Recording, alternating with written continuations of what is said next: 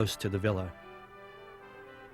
Another shows a charming scene set just across the Licenza River from the site of Horace's estate, which even today retains its pristine pastoral charm.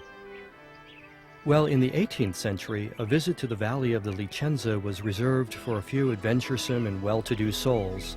In today's light traffic, we've been able to get from Rome to the Autostrada exit in no time at all.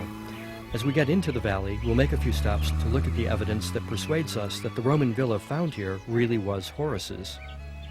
The first thing we see when we get off the Autostrada are the two medieval hill towns of Vicovaro and Mandela. You can see Mandela in the distance. These towns are important to students of Horace's villa because in his poetry, the poet tells us that they were close to his country estate. In case you're wondering how we can be sure that the ancient names of these towns were similar to the modern ones, this ancient inscription is important because it proves that what we call Mandela today was also called Mandela in antiquity. We've driven about 1.5 miles north into the Licenza Valley, and now we're at another place that Horace mentions. But this time its name has changed. Horace knew it as the abandoned shrine of the goddess Vacuna. Today it is a small town called Roccagiovane.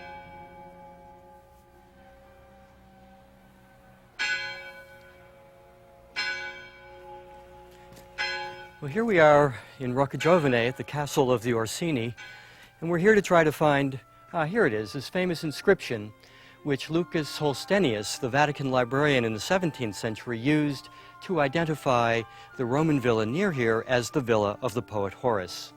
This inscription records the restoration of a ruined temple of the goddess Victory by the Emperor Vespasian in the 70s AD. Some scholars think that this nearby church is built over the site of the temple.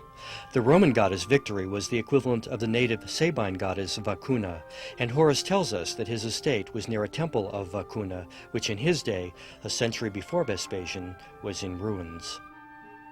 So we should be extremely grateful to the Emperor Vespasian, because without him, we couldn't be as certain that the owner of the nearby Roman villa was really Horace. It's just a hop, skip, and a jump from Roccagiovane to the villa, and we've already reached the turnoff from the main road to the site.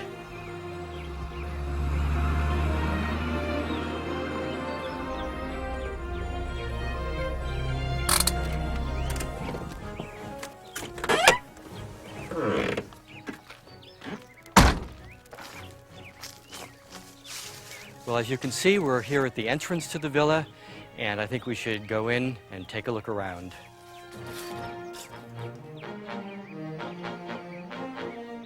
In antiquity, Horace's estate consisted